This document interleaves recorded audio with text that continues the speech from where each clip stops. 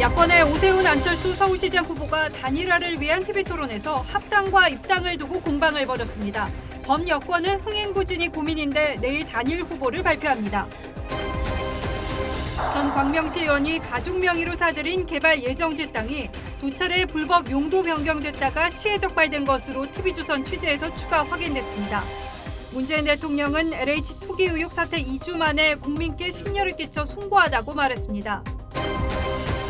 아스트라제네카 백신 접종 후 혈전 보고가 잇따르자 독일과 프랑스도 접종을 일시 중단했습니다. 우리 방역당국은 유럽의약품청의 결정에 촉각을 곤두세우고 있습니다. LH가 직원 투기 의혹으로 1000여 명 신규 채용을 진행하지 못하고 있습니다. 4대 기업 중에선 삼성만 채용을 시작해 취준생 불안이 커집니다.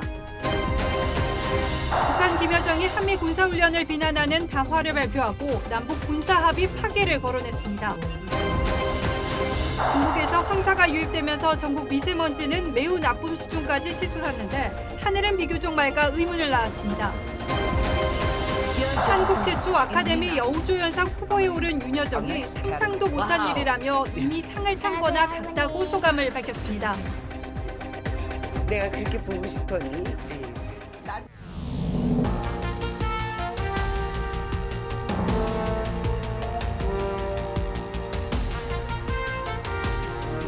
안녕하십니까. 뉴스9의 신동욱입니다. 야권이 합의한 단일화 시한을 사흘 앞두고 오세훈, 안철수 두 후보가 오늘 TV토론에서 맞붙었습니다. 그동안 토론 횟수와 방식을 두고 양측이 적지 않은 신경전을 벌인 만큼 1시간 20분간의 토론은 팽팽한 신경전 속에 진행됐습니다.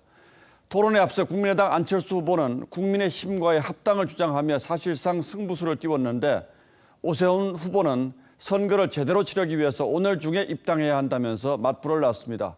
먼저 토론회에서 오간 공방부터 정리하겠습니다. 차정성 기자입니다. 국내 10개 방송사를 통해 동시 생중계된 80분간의 후보 토론회. 안철수 후보가 오전 기자회견에 이어 합당론을 재차 강조했습니다. 단일 후보가 되면 상황이라고까지 표현했던 김종인 위원장을 찾아가 도움을 청하겠다고 했습니다.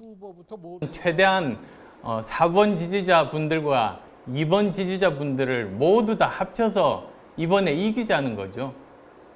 그런 제 진정성, 진심 알아주시면 좋겠고요.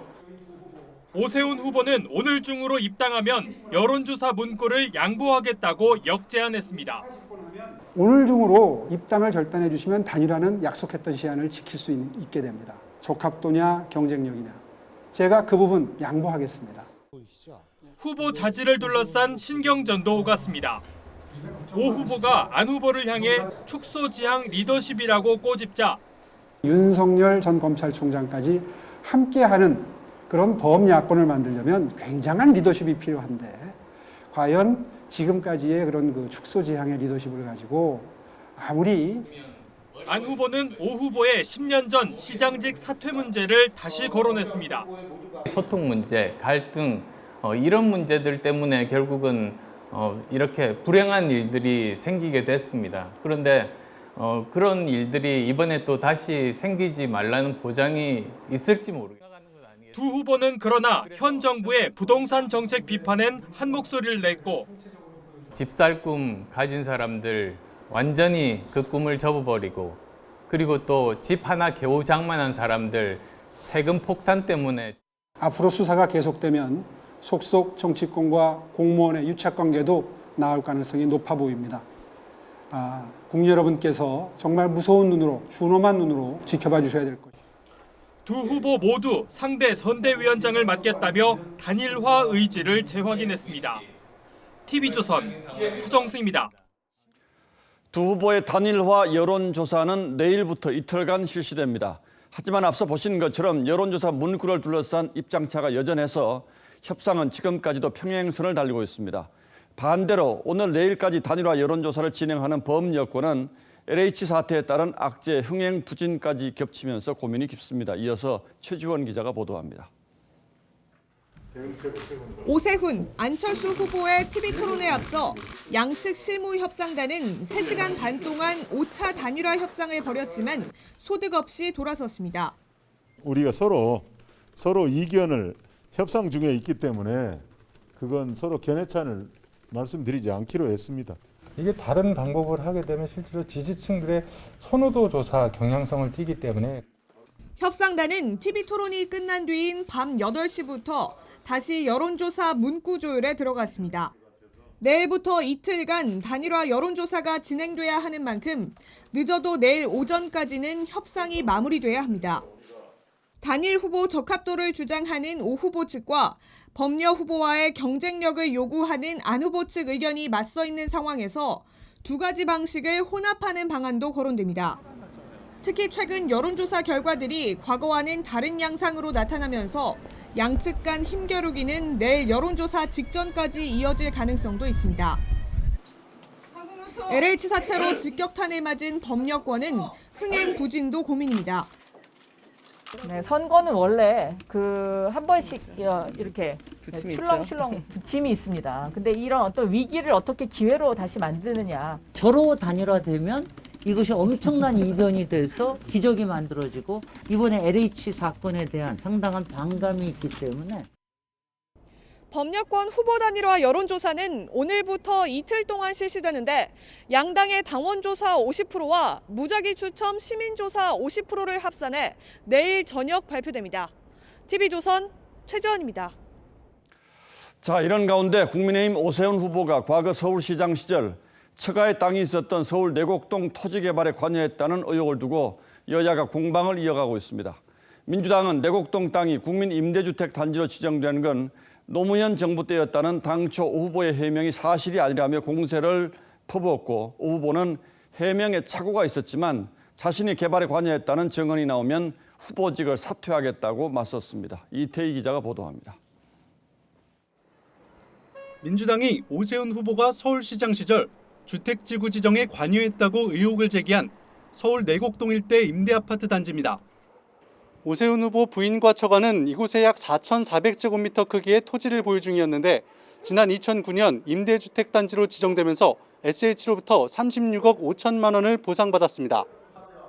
민주당은 국민 임대주택 단지 지정 시기가 노무현 정부 때였다는 오 후보의 해명이 거짓으로 드러났다며 오 후보가 개발 과정에 영향력을 행사했다고 주장했습니다. 다 쓰는 내 것이 아니라고 말한 MB와 거짓말과 교묘한 사익 추구로 국민을 우롱하는 것이 닮아도 너무 닮았습니다. 오 후보는 처가가 투기 목적이 아닌 1970년에 장인으로부터 상속받은 땅이라고 반박했습니다. 당시 땅의 시가가 평당 317만 원인데 보상받은 가격은 271만 원으로 낮아 손해를 봤다며 단지 지정이 안 되는 게 오히려 유리했을 것이라고 했습니다. 오 시장은 개발 과정에 관여한 것으로 드러나면 후보에서 사퇴하겠다고 했습니다. 한 분이라도 이 지구에 대해서 오세훈 시장이 관심을 표했거나 직간접적으로 압력을 가했다는 기억이 있으신 분은 나서 주십시오. 그러면 저는 바로 후보 사퇴하겠습니다.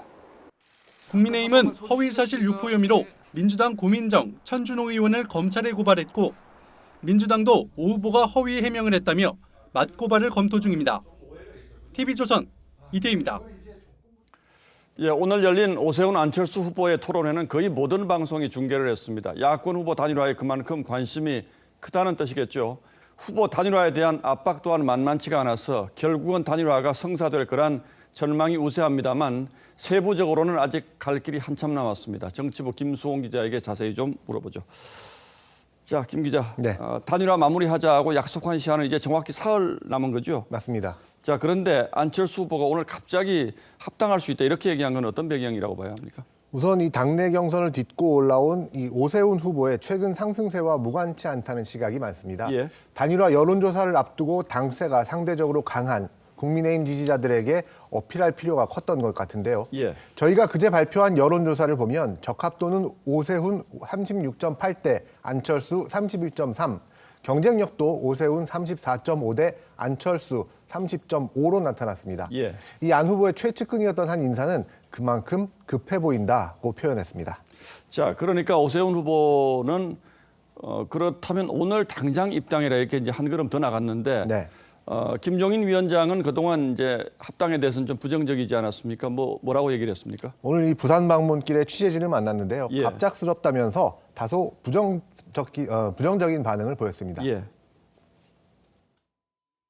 국민의힘의 기호로서는 당선이 불가능하다고 안 한다고 그러던 사람인데 왜 갑자기 무슨 합당이니 이런 얘기를 이제 와서 하는지 잘 이해가 가지 않아요. 예, 이것도 뭐 일종의 신경전 같은데 사실 안 후보하고 김종인 위원장은 자꾸 엇나가는 것 같아요. 네. 어쨌든 최근 LH 사태가 야권으로서는 상당히 호기가 된 건 사실이죠. 네, 여론조사 전문가들은 그렇게 분석을 하고 있습니다. 예. 14일 실시된 다른 여론조사를 보면요. LH 사태에 대한 정부 대처가 잘못됐다는 응답이 69.9%에 달했습니다. 예. 그런데 주목되는 부분은 이 분노한 민심이 제1야당 후보로 모이는 양상이라는 점입니다. 실제 후보 적합도 조사에서 보면요. 오 후보는 정권 심판론 응답자로부터 51.7%의 지지를 받아 42.5% 지지를 받은 안 후보를 오차 범위 밖에서 앞섰습니다. 그러니까 유추해서 해석하자면 LH 사태의 가장 큰 수혜자는 오세훈 후보다 이렇게 봐야 되겠군요. 네. 윤석열 전 총장 변수는 어떻게 보고 있습니까? 네, 저희 여론조사를 보면요. 국민의힘 지지층의 60%가 차기 대선 후보로 윤 전 총장을 선호한 것으로 나타났었죠. 예. 안 후보 측도 윤 전 총장을 포함한 더 큰 2번으로 대선을 치러야 한다고 강조한 것도 이 합당론을 오늘 제기한 것과 같은 맥락에서였습니다. 이에 대해 오세훈 후보 측은 윤 총장이 아직 정치에 본격적으로 뛰어들지 않은 상황에서 윤 총장을 거론하는 건 사태 명분을 훼손시킬 수 있다는 입장입니다. 상대적으로 이 신중한 태도죠. 예, 뭐 사흘밖에 안 남았습니다만 지금 예상하는 건 상당히 어려운 일이긴 합니다만 전체적인 분위기는 지금 어떻게 흘러가고 있는 것 같습니까? 글쎄요, 일단 저희가 네이버 검색어 빅데이터를 한번 분석을 해봤는데요. 예. 오세훈 후보는 나경원 전 의원과의 경선 토론 그리고 후보로 선출이 되던 날 검색량이 급상승하는 모습을 보이며 이 화제를 끌었습니다. 예. 안철수 후보는요. 오세훈 후보와 공동 비전 발표회가 있던 어제 가장 많은 주목을 받았었습니다. 오세훈 후보 측은 오늘 TV토론 이후 이 승기를 굳힐 수 있다 이렇게 보고 있는 거고요. 반면에 안 후보 측은 휴대전화로만 하는 단일화 여론조사에서 이 지지율이 기존의 언론조사보다는 다소 오를 것을 기대를 하고 있습니다. 결국은 아직 이 두 후보가 모두 박빙이기 때문에 여론조사 문항을 놓고 협상단의 기싸움도 더 치열한 상황입니다. 지금 협상하고 있는 거죠? 그렇습니다. 이렇기 때문에 이 협상단의 이 기싸움이 언제까지 갈지 지금 아직도 예상하기 어려운 상황이라는 거고요. 네. 예, 그렇군요. 김수홍 기자 잘 들었습니다.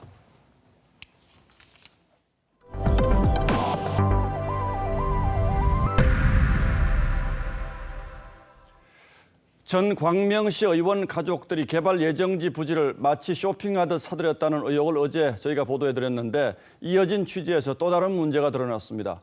농사를 짓겠다며 밭을 산 뒤에 재활용품 업체에 땅을 임대해 준 것으로 확인됐고 불법 용도 변경으로 2차례나 적발됐지만 원상 복구도 하지 않고 있습니다. 구자영 기자가 그 현장에 다녀왔습니다.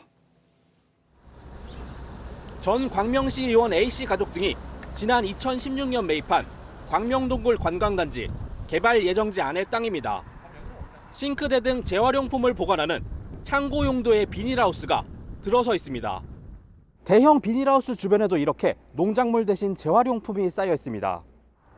이 땅의 본래 용도인 밭과는 다른 용도로 사용되고 있습니다. A씨 가족은 지난 2019년 1월 광명시로부터 원상복구 명령을 받았지만 2년이 흐른 지난해 10월에서야 원상복구 확인을 받았습니다. 하지만 2달 만인 지난해 12월 불법 용도 변경으로 또 적발됐습니다. 목적을 가지고 임대를 내준 거였으면 소유자한테 부과하는 게 맞는 거고 소유자로 처분을 하고 있었어요. 전 시의원 A씨는 버섯 농사를 지으려고 가족이 땅을 샀는데 세입자인 재활용품 업체가 창고로 사용했다고 해명했습니다. 창고는 그 사람이 한 사람 쓰고 있는데 우리가 못 모르고 줬는데 버스 살 거야 얘기하거든. 광명시는 땅 소유자인 A씨 가족 등에게 추가 원상복구 행정명령을 내리고 이행 강제금 부과 여부도 검토하고 있습니다. TV조선 구자영입니다. 어제 부동산 적폐 청산을 언급했다가 역풍을 맞은 문재인 대통령이 LH 사태 2주 만인 오늘 국민들에게 사과했습니다. 하지만 이번 사태의 원인이 과거 정권에 있다는 듯한 발언으로 다시 야당의 반발을 샀습니다. 야당은 LH 문제는 현 정부의 적폐인데 왜 또 과거 탓을 하느냐며 대통령의 사과를 정면으로 맞받았습니다. 김보근 기자가 취재했습니다. 국민들께 큰 심려를 끼쳐드려 송구한 마음입니다. 특히 성실하게 살아가는 국민들께 큰 허탈감과 실망을 드렸습니다. LH 투기 의혹이 터진 지 2주 만에 문 대통령이 처음으로 사과했습니다. 적폐청산으로 부패 인식지수가 역대 최고 순위를 기록했다고 자평한 뒤 아직도 해결해야 할 해묵은 과제들이 많다며 LH 부동산 투기 의혹 사건으로 가야 할 길이 여전히 멀다는 생각이 든다고 했습니다. 야당은 해묵은 과제, 갈 길이 멀다는 표현을 들어 또 전 정부 탓을 했다며 자신들 책임은 거론하지 않았다고 비판했습니다. 변창흠 국토부 장관이 LH 사장이던 시절 일어난 투기 사태가 이미 활화산처럼 번졌는데 이제야 유체 이탈식 사과를 내놓았습니다. 정의당도 남 탓하지 말라고 했습니다. 이번에 드러난 공직자의 부패는 문재인 정부의 적폐입니다. 청와대는 야당의 비판에 대해 현 정부에서 벌어진 일임을 부인하는 건 아니라며 다시는 이런 일이 없도록 하겠다는 대통령의 의지를 밝힌 것이라고 했습니다. 들끓는 여론의 여야는 특검 도입과 국정조사, 국회의원 전수조사에 사실상 합의했습니다. 특검과 국정조사 실시를 요구합니다. 여야 수석 부대표 협의를 바로 진행하겠습니다. TV조선 김보건입니다. 다음 뉴스입니다. 코로나 백신을 맞고 나서 후유증을 호소하는 사람이 적지 않습니다. 정부 조사로는 3명 가운데 1명꼴로 후유증을 겪었다고 합니다. 특히 먼저 백신을 맞은 의료진을 중심으로 견디기 힘든 후유증을 호소하는 경우가 늘어나자 백신 맞고 하루 정도는 쉬게 하자는 백신 휴가제 도입 주장에도 힘이 실리고 있습니다. 조덕현 기자가 취재했습니다. 자신을 현직 간호사라고 밝힌 여성이 코로나19 백신 접종 후 증상에 대해 설명합니다. 두 번 맞고 아픈 적도 없었는데 진짜 이번에 맞고 너무 아파가지고. 다음 날 출근이 힘들 만큼 이상 반응이 심했다는 증언도 빈번합니다. 또 어제 맞으신 분들 중에 오늘 출근을 못 하신 분도 있습니다. 둘째 날도 나이트였는데 9도 0까지 뜬 거 보고 이제 파세타 맞고. 근데 일하고 참 간호사가 뭐라고? 극한 직업이요. 질병청 조사에선 접종자의 32.8%가 접종 부위의 통증과 근육통, 피로감 등의 이상 반응을 겪었다고 밝혔습니다. 이처럼 백신을 먼저 맞은 의료진들이 백신 휴가 논의에 불을 지핀 뒤 정치권에서도 관련 법안이 발의되면서 정부가 본격적인 검토에 들어갔습니다. 백신 휴가가 접종에 대한 막연한 불안감을 누그러뜨리고 접종률을 높일 수 있다는 측면에서입니다. 국민들께서 안심하고 접종에 참여하실 수 있도록 백신 휴가를 제도화할 필요가. 경증 이상 반응에 놀라 응급실로 오는 대신 집에서 쉬면 그만큼 응급 의료 체계 부담을 덜 수도 있습니다. 백신 접종 후 부작용에 따른 유급 휴가 등의 제도 정비가 필요하다는 지적도 나옵니다. TV조선 조덕현입니다. 유럽에서는 아스트라제네카 백신 접종을 일시 중단하는 나라가 늘고 있습니다. 혈관 속에서 피가 굳어서 덩어리가 생기는 혈전 부작용 의심 사례가 속속 보고됐기 때문인데 독일과 프랑스까지 접종 중단을 결정했습니다. 세계보건기구도 이 문제 관련해서 긴급회의를 열기로 했습니다. 송무빈 기자입니다. 지금까지 600만 명 넘게 백신을 접종한 독일. 160만여 명은 아스트라제네카 백신을 맞았는데 당국이 이 백신의 접종을 일단 중단시켰습니다. setzt die Bundesregierung die Corona-Impfung mit AstraZeneca vorsorglich aus. 7명에게서 뇌혈액 응고 현상이 나타났기 때문입니다. 마크롱 대통령이 접종받겠다고 공언했던 프랑스도 보류하기로 했습니다. La décision qui a été prise en conformité aussi avec notre politique européenne, c'est de suspendre par précaution la vaccination avec AstraZeneca. 이로써 스페인과 이탈리아 등 19개 나라가 아스트라제네카 접종을 중단했습니다. 이들 국가는 유럽의약청의 판단이 나올 때까지 기다릴 계획입니다. 유럽의약청은 현지 시간 18일 긴급회의를 열기로 했는데 추가 조사가 필요하다는 입장을 보였습니다. 반면 백신을 개발한 영국과 호주, 캐나다 등은 혈전과 백신의 인과관계가 없다며 접종을 계속한다는 방침입니다. There is no good reason to think that this vaccine has that problem. 세계보건기구는 백신 안전자문위원회가 관련 자료를 검토하고 있다며 안전성을 논의하기 위해 긴급 회의를 소집했습니다. TV조선 송무빈입니다. 우리나라에서는 혈전 부작용 의심 사례가 발견되진 않았습니다만 그래도 아스트라제네카 백신 비중이 아직은 압도적으로 높은 상태여서 걱정이 많습니다.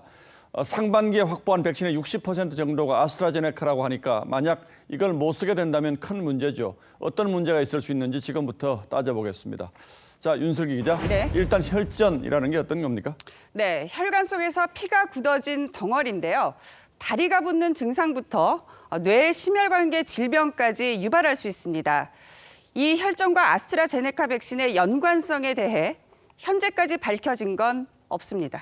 자, 그래도 유럽 국가에서는 긴장하고 있는 모양인데 우리나라 전문가들은 이걸 뭐라고 판단하고 있습니까? 이 감염내과 등의 전문가 4명에게 이 백신이 혈전의 원인인지를 물었는데요. 보시다시피 2명이 X, 즉 원인이 아니다. 2명이 세모, 원인일 가능성을 배제할 수 없다고 답했습니다. 예. 먼저 원인이 아니라고 보는 근거로 이 혈전은 기저질환이나 나이와 관계없이 일상생활에서 흔하게 생긴다는 점을 들었습니다. 더 나아가 오히려 일반인들 사이 이 혈전 발생률이 더 높다는 의견도 나왔는데요. 들어보시죠.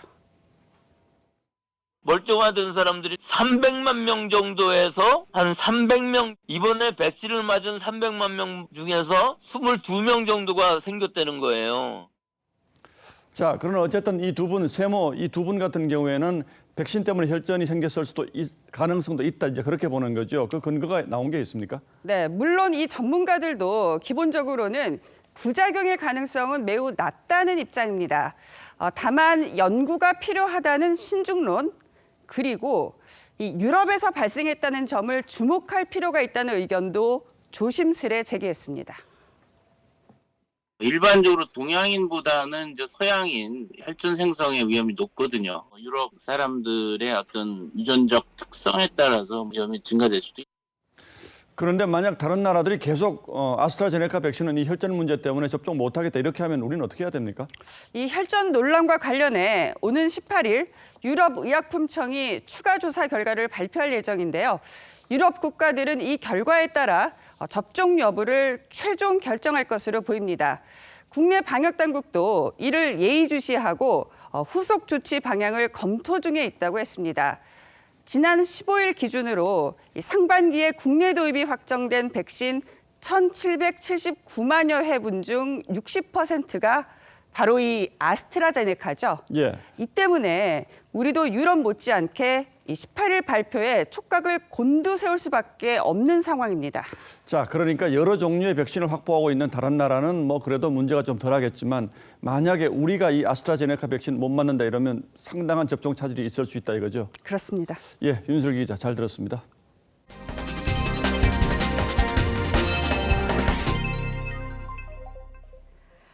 코로나 신규 확진자가 이틀째 300명대를 이어갔습니다만 경남 진주 목욕탕에 이어서 서울의 피부관리실에서도 집단 감염이 벌어져 이 다중 이용 시설이 집단 감염의 온상으로 지목되고 있습니다. 정부는 부랴부랴 수도권 백화점과 시장 등에 대한 방역 점검 계획을 내놨습니다. 황병준 기자입니다. 지난 4일 서울 관악구의 한 피부관리실에서 첫 확진자가 나온 뒤 22명이 추가 감염됐습니다. 종사자와 방문자 등 308명이 검사를 받았는데 110여 명은 결과를 기다리고 있어 환자가 늘어날 수도 있습니다. 방문자의 가족, 가족의 직장인 중구 의료기관으로 전파되고 지인 및 가족으로 또 추가 전파된 것으로 보고 있습니다. 서울 성동구의 한 사업장에선 종사자 1명이 확진된 후 동료가 다니던 교회로 전파돼 교인과 가족 등 14명이 감염됐습니다. 이처럼 수도권의 확산 상황이 줄어들지 않자 정부가 특별 대책을 발표했습니다. 최근 인파가 몰리며 추가 확진자가 나온 영등포의 백화점처럼 서울의 밀집시설과 방역 위반 의심업소 등 수도권 다중이용시설이 집중점검 대상입니다. 유증상자의 다중이용시설 출입을 억제하는 것만으로도 집단 발생의 23% 이상 감소가 가능할 것으로 예측하고 있습니다. 서울시가 외국인 근로자의 진단검사 행정명령을 내리는 등 수도권에서 외국인 방역도 강화됩니다. 진주와 울산에선 목욕탕 집단 감염으로 확진자가 229명 나온 가운데 방역당국은 내일 비수도권에 대한 특별 대책도 논의할 예정입니다. TV조선 황병준입니다. 코로나 관련 3차 재난지원금이 지난 1월부터 지급됐고 이르면 이달 말부터는 4차 지원금이 지급될 예정입니다. 그런데 아직 3차 지원금도 못 받은 이들이 있다고 해서 어찌된 일인지 류주연 기자가 취재했습니다. 소상공인 시장진흥공단 임명 게시판입니다. 재난지원금 지급 담당자들의 업무 스트레스 관련 불만 글들이 올라와 있습니다. 소상공인 민원 스트레스에 퇴사 고민이다. 재택근무도 못하고 코로나에 목숨 내놓고 일한다고 쓰여 있습니다. 심지어 파업하자는 의견과 이에 찬성한다는 글도 수두룩합니다. 중소기업 벤처부 산하인 소진공 인력은 파견직까지 1,011명, 3차 재난지원금 지급 대상인 소상공인은 300만 명이 넘습니다. 산술적으로 한 명당 약 3,000명의 소상공인을 상대해야 합니다. 하나가 전혀 되지 않아요. 이게 사람들이 많으니까 시간이 오래 걸리나 보다 하면 벌써 1개월 넘어가면? 소진공은 중기부에 지난해 인력 증원을 요청했지만 진척된 것은 없습니다. 인원이 적어서 시간이 걸리는 게 아니고 그런 절차적인 문제 때문에 이제 하나당 시간이 이제 걸리는 거고요. 정부는 소상공인에 대한 3차 재난지원금 지급률이 96.6%에 달한다고 밝혔지만 아직 3차 지원금을 받지 못한 30만 명은 어제부터서야 지급 신청을 시작했습니다. 이 신청 기간까지 포함을 하면 아직도 끝나려면 한 달 이상 남았습니다. 이르면 이달 말 시작될 것으로 예상되는 4차 재난지원금 대상 소상공인 수는 3차 때보다 늘어난 385만 명 정도로 예상됩니다. TV조선 류주연입니다. 아파트 공시가 급등 후폭풍이 거셉니다. 보유세는 물론 건강보험료도 크게 늘거나 아예 새로 내는 사람들이 쏟아지기 때문이죠. 별다른 소득이 없는 은퇴자나 1주택자를 중심으로 왜 징벌적 과세를 하느냐는 불만이 나옵니다. 먼저 임유진 기자가 전하겠습니다. 서울 광남의 대표적 재건축 아파트. 전용 76제곱미터형의 올해 공시가격이 작년보다 1억 6천만 원 올라 15억 5천만 원이 됐습니다. 보유세 부담은 작년보다 280만 원 늘어납니다. 자녀의 직장 건강보험 혜택을 받아온 은퇴자라면 올해 11월부터 건강보험료도 10만 원 넘게 내야 합니다. 이마저도 한시적으로 내년 7월부터는 23만 원으로 늘어납니다. 보유한 아파트의 공시가격이 9억 원을 넘어설 경우 연소득 등 일정 조건에 따라 피부양자 자격을 박탈당하기 때문입니다. 18,000여 명의 은퇴자가 이런 부담을 떠안을 전망입니다. 이미 내던 건보료가 공시가 상승으로 더 오르게 되는 지역 가입자도 127만 세대입니다. 소득이라 그래봐야 이제 연금인데 연금 탄한 건데 지금 뭐 부동산 가격이 제가 원해서 오른 건 아니잖아요. 뻔을 해버리니까 막막하죠, 당장.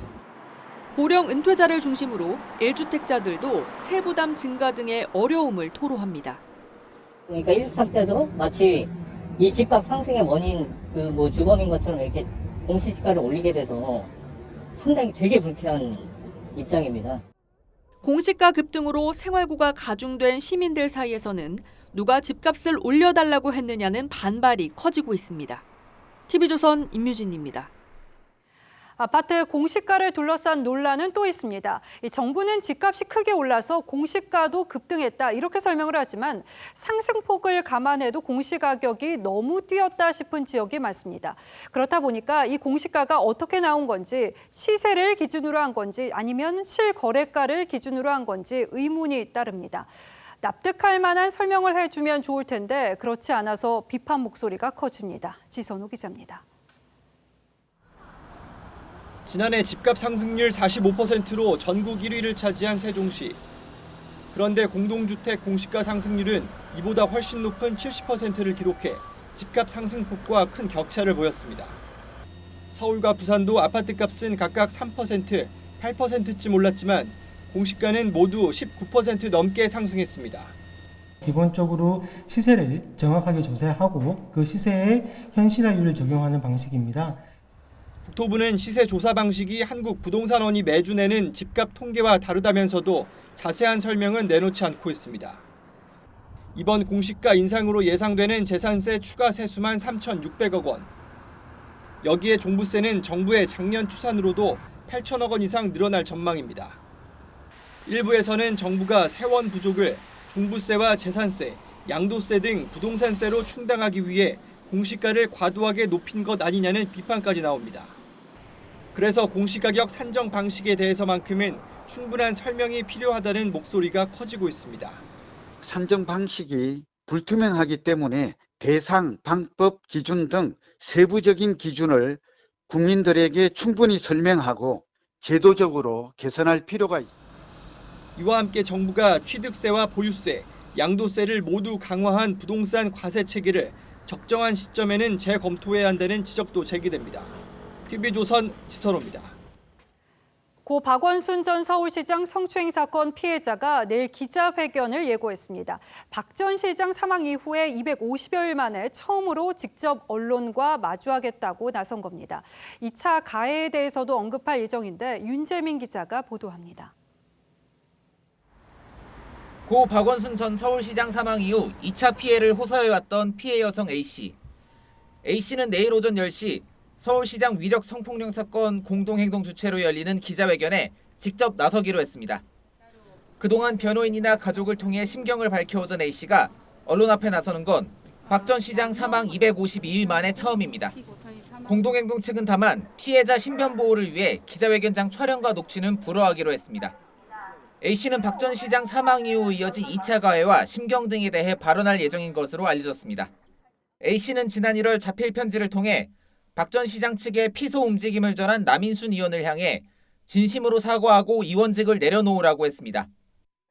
공동행동 측은 박 전 시장 지지 진영의 기자회견장 난입 등 불필요한 잡음을 차단하기 위해 기자회견 장소도 공개하지 않기로 했습니다. 국가인권위원회는 지난 1월 전원위원회를 통해 박 전 서울시장 성추행 의혹에 대해 성희롱에 해당한다고 결론 내렸습니다. TV조선 윤재민입니다. 음주운전 적발 시 위험한 질주가 벌어지기도 합니다. 2차 사고 우려에 경찰 추격이 어려워지기도 하는데 이때 기지를 발휘하는 용감한 시민이 있어서 가슴을 쓸어내립니다. 이성진 기자입니다. 교차로에 멈춘 승용차가 경찰관이 접근하자 갑자기 달아납니다. 좁은 골목길을 질주하며 경찰을 따돌리는가 싶었지만 1km를 따라와 길목을 차단한 57살 송봉음 씨의 SUV를 들이받으며 경찰에 붙잡힙니다. 승용차 운전자는 면허 취소 수준의 만취 상태였습니다. 도주 쪽을 차단을 하면은 일단 차를 세우고 그러면은 내 차가 좀 부서지더라도 중앙선을 넘어 달아나던 SUV가 순찰차를 그대로 들이받습니다. 사고 충격에 순찰차는 작동이 멈췄고 현장을 목격한 택시기사가 경찰관을 태우고 300m를 뒤쫓아 붙잡았습니다. 그 순간에는 그냥 순간적으로 그냥 태가 따라가겠다 그 생각밖에 안 한 거죠. 딴 생각은 없을 거예요. 부산에서도 출근길 교차로에서 잠들었던 40대 음주운전자가 단속 경찰관을 매단 채 달아났습니다. 다른 승합차가 앞을 가로막아 다행히 추가 피해는 없었습니다. 교차로였고 만약에 신호 위반을 해서 그 차가 도주를 하게 됐을 경우에 좀 2차, 3차에 큰 인명피해가 나지 않을까. 경찰은 위험을 무릅쓰고 음주운전 차량 검거에 도움을 준 시민들에게 표창장과 포상금을 주기로 했습니다. TV조선 이성진입니다. 취업 준비생에게는 지금이 아주 고대하던 시기입니다. 상반기 채용 시즌이 돌아왔기 때문이죠. 그런데 올해 기업들이 공채 대신에 수시 채용을 늘리고 신입보다는 경력 채용을 선호하는 분위기여서 취준생 어깨를 더 무겁게 합니다. 먼저 민간기업 채용 계획을 박상현 기자가 전하겠습니다. 상반기 대기업 대졸 공개 채용 포문은 삼성그룹이 열었습니다. 4대 그룹 가운데 유일한 공채입니다. 포스코와 CJ, 롯데, KT 등도 예년 수준의 공채 모집을 시작했습니다. 공채로 하는 게 그 대학생의 입장에서는 그 조금 더 저희한테 취업문이 열려 있지 않을까. 반면 LG, 현대차, SK 등 주요 대기업들은 공채 대신 수시 채용 방식으로 전환했습니다. 매출 500대 기업 가운데 올 상반기 신규 채용을 확정한 기업은 36.4%에 그쳤습니다. 채용 규모도 코로나 영향으로 좀처럼 늘리지 못하고 있습니다. 대학생들은 졸업하는 시기가 정해져 있다 보니까 상시 채용이라는 건 항상 저희가 대비하고 있어야 되는 거니까. 신입보다 경력 채용을 선호하는 분위기도 강해졌습니다. 한 취업 포털 조사 결과 경력 채용 예정 기업이 55.2%로 신입 채용보다 많았습니다. 우리나라 수준이 많이 높아졌고 국내에 없으면 해외 인재라도 쓸 수 있고 평생 직장 개념도 아니기 때문에 공채 대신 수시 채용. 신입보단 경력을 선호하는 취업 시장의 변화로 취업문은 점점 좁아지고 있습니다. TV조선 박상현입니다. 이렇게 민간 기업 고용이 만만치 않을 게 예상됐다 보니까 정부는 공공 일자리를 늘려서라도 충격을 완화할 계획이었는데 이런 정부 계획에 LH가 찬물을 끼얹었습니다. 직원 투기 의혹으로 1000여 명 신규 채용을 보류하게 된 건데요. 그럼 언제쯤 채용이 가능해질지 김주영 기자가 취재했습니다. LH가 지난 1월 발표한 올해 채용 계획입니다. 인턴 이후 정규직으로 전환하는 채용형 인턴과 무기계약직, 체험형 청년 인턴 등 총 1,200여 명을 뽑겠다고 예고했습니다. 이 가운데 상반기 채용 인원은 1000여 명으로 올해 뽑을 인원의 80%가 넘습니다. 코로나발 고용 충격 완화를 위해 공공 일자리를 상반기에 집중하겠다는 정부 방침에 맞춘 겁니다. 공공기관도 상반기 채용 인원을 더 확대하고 1사분기 중에 체험형 인턴 4,300명도 신속히 채용토록 하겠습니다. 하지만 LH는 직원들의 투기 의혹이 불거지면서 신규 채용을 전면 보류했습니다. 신임 사장의 임명 절차도 원점으로 돌아간 데다 LH 해체론까지 거론되고 있기 때문입니다. 조직 제도 개편 논의가 진행 중으로 향후 정부 발표 등에 따라서 구체적인 채용 일정은 따로 진행할 예정에 있습니다. 공기업 취업준비생들의 온라인 커뮤니티에는 상반기에 기회가 없는 것이냐, 너무 막막하다는 글 등이 연이어 올라오고 있습니다. LH 일부 직원의 투기 의혹이 젊은 세대의 취업 기회마저 박탈하는 씁쓸한 상황이 벌어지고 있습니다. TV조선 김주영입니다. 네, 다음 뉴스입니다. 우리 정부가 북한의 반발을 의식해서 상당히 축소된 형태의 한미 연합훈련을 진행 중인데 북한이 이걸 걸고 넘어지며 3년 전에 봄날이 돌아오기 어려울 것이라고 협박했습니다. 내일 방한하는 미 국무 국방장관을 겨냥한 메시지로도 읽힙니다. 자세한 분석은 윤동빈 기자에게 부탁했습니다. 북한 김여정이 2달여 만에 대남 비방을 다시 퍼부었습니다. 야외 훈련 없이 진행 중인 한미연합훈련에 대해 훈련 자체를 반대했지 규모나 형식은 거론한 적이 없다며 우리의 유연한 판단과 이해를 바라는 건 어리석은 수작이라고 했습니다. 태생적인 바보라고 해야 할지 아니면 늘 좌고우면하면서 살다나니 판별 능력마저 완전히 상실한 떼떼가 돼. 임기 말 문재인 정부의 앞길이 무척 고통스러울 것이라며 9.19 남북 군사합의 파기까지 거론했습니다. 하지만 정작 합의 정신을 위반한 건 대남 공격용 탄도미사일을 재작년에 13차례나 발사한 북한입니다. 바이든 정부를 향해 내놓은 첫 메시지도 협박이었습니다. 4년간 발편잠을 자고 싶은 것이 소원이라면 시작부터 멋없이 잠설칠 일거리를 만들지 않는 것이. 내일 방한하는 블링컨 국무장관은 흥미롭다고 했습니다. Let me say that I'm familiar with the comments you referenced, but the comments I'm actually most interested in today. 통일부는 북한의 비방에 한미연합훈련이 군사적 긴장 계기가 돼선 안 된다는 입장을 내놨는데 김여정의 막말 비방에 또다시 저자세란 비판이 나옵니다. TV조선 윤동빈입니다. 오늘 국회에서는 여당 의원들이 최근 타결된 한미 방위비 분담금이 과도하다며 항의하는 이례적인 상황이 벌어졌습니다. 청와대는 한미 동맹의 복원을 상징하는 합리적인 합의라고 자평한 바 있는데 국회에서 통과시키기 싫다는 말까지 나왔습니다. 조정민 기자가 취재했습니다. 의결된 안건에 대한 민주당 의원들이 한미 방위비 협상 결과에 감정적인 말까지 쏟아내며 반대했습니다. 합리적인 분담금 협정이었다 이렇게 볼 수가 없습니다. 비통해요. 답답하고. 한국 정부의 분담금을 첫 해 13.9% 증액된 1조 1,833억 원, 내년부터 매년 약 6%씩 자동 증액키로 한 협상 결과에 대한 불만입니다. 청와대가 한미 동맹 복원을 상징하는 합리적 합의라고 자평했음에도 재협상 요구까지 나왔습니다. 이거 다시 협정해야 되는 거 아닙니까? 차기 당권 주자인 홍영표 의원은 내일 방안에 모레 이 합의문에 서명하는 미 국무장관에게 반대 의견을 전하라는 주문까지 했습니다. 미 국무부 장관, 국방부 장관이 와서 2+2 협상을 하신다고 하는데 좀 우리 국회 분위기를 좀 전해 주십시오. 국회에서 통과시키지 않았으면 좋겠어요, 진짜. 방위비 분담금을. 외형적인 그 수치도 있지만 또 내면적인 어떤 한미 동맹의 정신 이런 부분도 있기 때문에 청와대와 정부의 노골적 반기를 드는 듯한 모습에 레임덕 현상 아니냐는 지적까지 나옵니다. 이에 대해 민주당 지도부는 의원들 개인 의견일 뿐 당 차원의 공식 입장은 아니라고 선을 그었습니다. TV조선 조정른입니다. 중국에서 최악의 황사가 유입되면서 전국 미세먼지는 매우 나쁨 수준까지 치솟았습니다.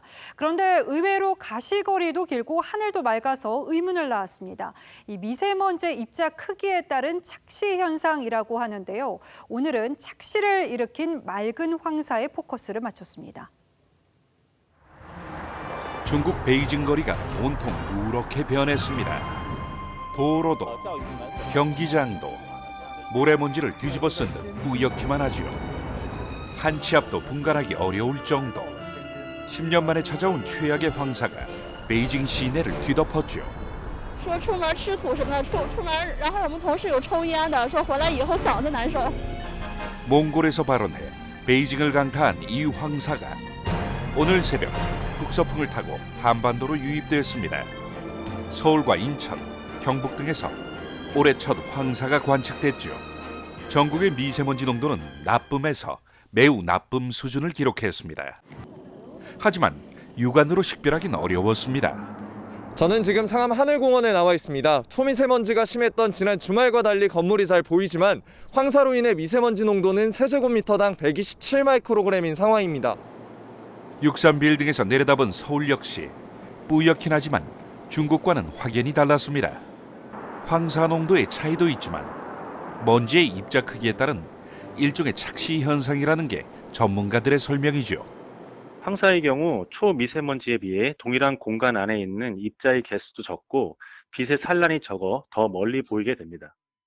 입자가 작은 초미세먼지의 경우 미세먼지와 같은 농도라도 입자 개수가 더 많다 보니 빛의 진행을 많이 방해해 뿌옇게 보이는 겁니다. 하늘이 맑아 보여도 황사의 유입으로 공기질은 나쁘다는 얘기입니다. 일주일 넘게 초미세먼지가 나쁨 상태를 보이더니 이제는 몽골발 황사까지. 코로나의 역설로 지난해 잠시 주춤했던 봄의 불청객이 올해 또다시 건강을 위협하고 있습니다. 뉴스나인 포커스였습니다. 한국인 최초 아카데미 여우 조연상 후보에 오른 윤여정이 상상도 못한 일이라면서 이미 상을 탄 거나 같다는 소감을 밝혔습니다. 최윤정 기자입니다. And Ye Jong-un in Minari. 윤여정 씨가 한국 배우 최초이자 아시아에서는 네 번째로 아카데미 시상식 여우 조연상 후보에 올랐습니다.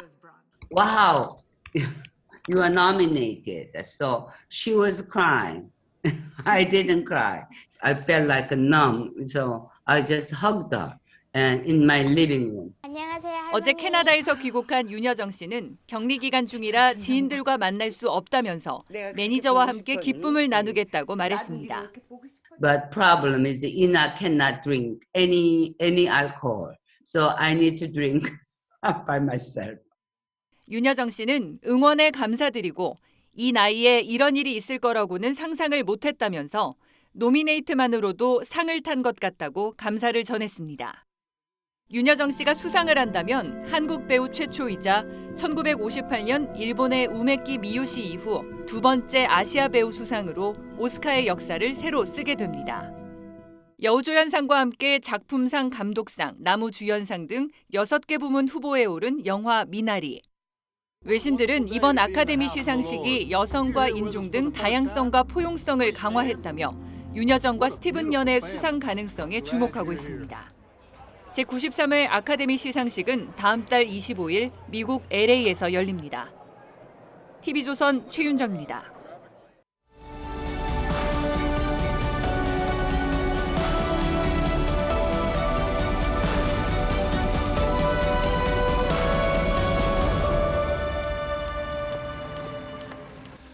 매사 까다롭고 고집센 데이지 할머니가 운전사와 티격태격하면서 차츰 마음을 열어갑니다. 피봇빛과 신분을 넘어 30년 우정을 쌓죠. How are you? I'm doing the best I can. Well, I reckon that's about all there is to it then, ain't it? 이 영화로 제시카 텐디는 80살에 아카데미 주연상을 차지하며 여배우 최고령 수상 기록을 세웠습니다. 2년 뒤엔 삶의 활기를 불어넣어주는 이야기꾼 할머니를 연기해 조연상 후보로도 올랐습니다. Don't you know you'd be like a gift for us? And that Mary Kay is having such a good year. 그는 나이 70이 돼서야 비로소 이름을 알렸습니다. 온갖 별들이 뜨고 지는 할리우드에 인생에는 정년이 없다고 선언했습니다. I never expected in a million years that I would ever be in this position. It's a miracle. 74살 윤여정 씨가 영화 미나리로 미국 연기상 33개를 거머쥘 데 이어 한국 배우 처음으로 아카데미 연기상 후보에 지명됐습니다. 상을 받는다면 여우, 주연, 조연상 다 합쳐도 아카데미 93년 역사를 통틀어 고령 3위에 기록될 나이입니다. 하지만 그의 연기 인생도 순탄치 않았습니다. 24살에 거장 김기영 감독의 화녀로 주목받았지만 조영남 씨와 결혼해 미국으로 떠나면서 곧 잊혀졌습니다. 이혼하고 두 아이를 키우느라 1시간에 $2.75 받으며 마트 계산원으로 일했답니다. 50 중반이야 영화로 돌아와 30편 넘게 찍었지만 뒤늦게 할리우드를 사로잡을 줄 누가 짐작했겠습니까? 미나리에서 그는 농장을 일구는 딸 부부를 위해서 미나리 씨앗을 들고 간 할머니 순자입니다. 7살 손자의 말처럼 한국 냄새 나는 이상한 할머니입니다. 할머니는 진짜 할머니 같지 않아요. 할머니는 손자에게 화투를 가르치고 불쑥 욕도 내뱉습니다. 귀여운 할머니, 요즘 말로 쿨한 할머니인 셈이죠. 그는 과한 감정을 싣지 않고 무심한 듯 툭툭 던지는 연기로 관객을 끌어당깁니다. 하고 싶은 일을 하는 즐거움에서 나오는 힘일 겁니다. 그는 미국에서 영화를 찍는 이유를 이렇게 말했습니다. 미국에 있는 아들들을 한 번이라도 더 볼 수 있어서라고. 그는 천생 우리네 어머니고 할머니입니다.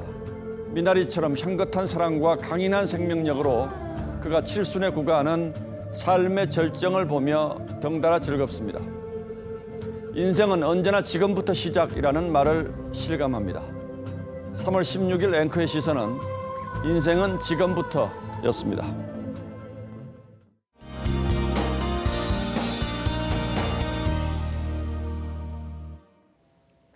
내일부터는 황사로 인한 미세먼지 농도가 차츰 낮아지겠습니다. 하지만 영향권에서 완전히 벗어나는 건 아니어서 계속해서 주의를 하셔야겠는데요. 내일 동쪽 지역은 오전까지, 서쪽 지역은 종일 미세먼지 농도 나쁨 단계를 보이겠습니다. 또 내일 아침에는 많이 쌀쌀하겠습니다. 오늘보다 5도에서 10도나 낮겠는데요. 서울과 청주 그리고 대구가 1도까지 떨어지겠습니다. 하지만 낮에는 기온이 크게 오르겠습니다. 서울이 16도, 청주 17도, 대구는 18도가 되겠습니다. 큰 일교차에 맞게 옷차림 잘 하셔야겠고요. 당분간 이렇게 낮과 밤의 기온차가 매우 크겠습니다. 그리고 토요일에는 전국에 비 소식이 들어 있습니다. 날씨였습니다. 3월 16일 화요일 뉴스9은 여기서 모두 마치겠습니다. 시청해주신 여러분 고맙습니다.